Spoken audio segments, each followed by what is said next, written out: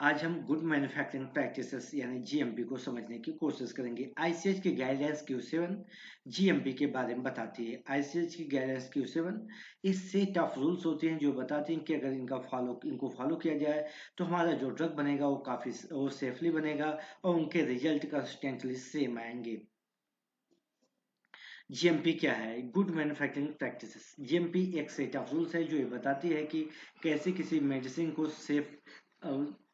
Safe बनाया जाए और हर एक बैच का रिजल्ट सेम आए बिना किसी मिस्टेक के। हम एक एग्जांपल समझ सकते हैं। इमेजिन कीजिए कि कोई एक बेकरी है जहाँ पे एक सेम तरीके का कोई ब्रेड बनाया जाता है, तो उसको बनाने के लिए हर एक स्टेप को सेम तरीके से फॉलो किया जाता होगा, तभी तो उस ब्रेड का टेस्ट सेम आता होगा, वो खाने में सेफ होगा, उसमें किसी प्रकार का कोई हार्मफुल स्टफ नहीं मिला होगा।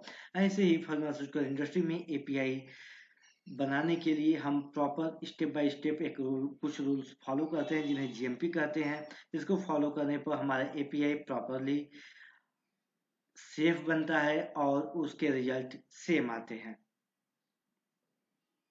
इसके क्या की पार्ट्स हैं? पहला, पर्सनल एंड ट्रेनिंग। जो भी पर्सनल एपीआई बनाने के लिए मैन्युफैक्चरिंग में काम कर रहे हैं तो उनकी प्रॉपर ट्रेनिंग होनी चाहिए, प्रॉपर उनका रिकॉर्ड होना चाहिए और उनको केमिकल से लेके हर एक चीज़ का प्रॉपर नॉलेज होना चाहिए। साथ साथ उनको हाइजीन फॉलो करने का स्पेशली ट्रेनिंग दिया जाना चाहिए, किसी प्रकार का कंटामिनेशन ना हो। जिस एरिया में, जिस फ्लोर पर या जिस प्लांट में ये हो रहा है वो एरिया प्रॉपर क्लीन होना चाहिए, उसमें कोई भी चीज़ें इधर उधर बिखरी नहीं होनी चाहिए, यानी प्रॉपर ऑर्गेनाइज होना चाहिए। इससे क्या होगा कि किसी भी प्रकार का कंटेमिनेशन होने के चांसेस न के बराबर होगा। जिस इक्विपमेंट या टूल का यूज करना है उनको प्रॉपर क्लीन करना है, उनको मेंटेन करना है, उनको टेस्ट करना है, यानी उनका कैलिब्रेशन करना है कि वो प्रॉपर वर्क कर रहे हैं कि नहीं कर रहे हैं। अब उनके लिए एक proper step by step instruction को फॉलो करना चाहिए। इसके लिए एक स्टैंडर्ड ऑपरेटिंग प्रोसेस यानी एसओपी बनाया बनता है। उस एसओपी को फॉलो करने के बाद वर्कर एग्जैक्टली काम करते कि हमें किस तरीके से करेक्टली एपीआई फॉर्मेशन सिंथेसिस करना है।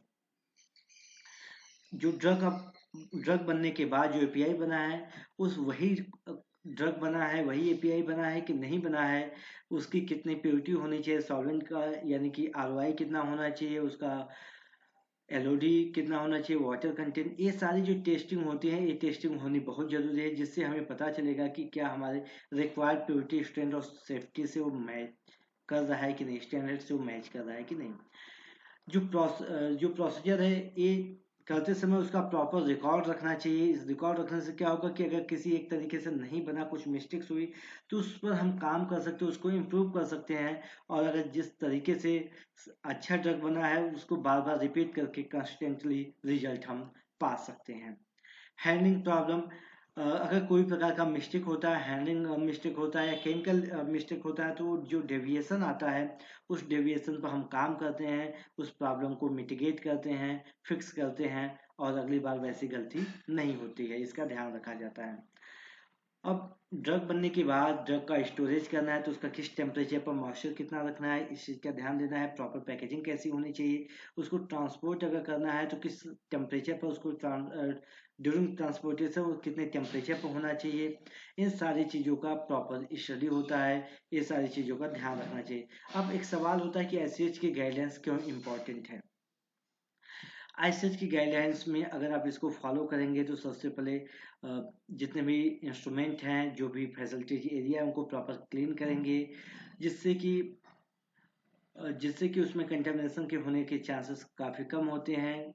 जीएमपी को फॉलो करने से रिजल्ट रिजल्ट जो होता है वो कंसिस्टेंसी आती है, और इसकी वजह से अगर रिजल्ट सेम अच्छा रिजल्ट आ रहा है, कंटेमिनेशन नहीं है, तो जो ड्रग बनता है वो हाईली सेफ होता है और काफ़ी इफेक्टिव होता है, जिससे हम अपने पेशेंट की जान बचा सकते हैं। मानवता के लिए हमारा ये बहुत बड़ा योगदान होगा।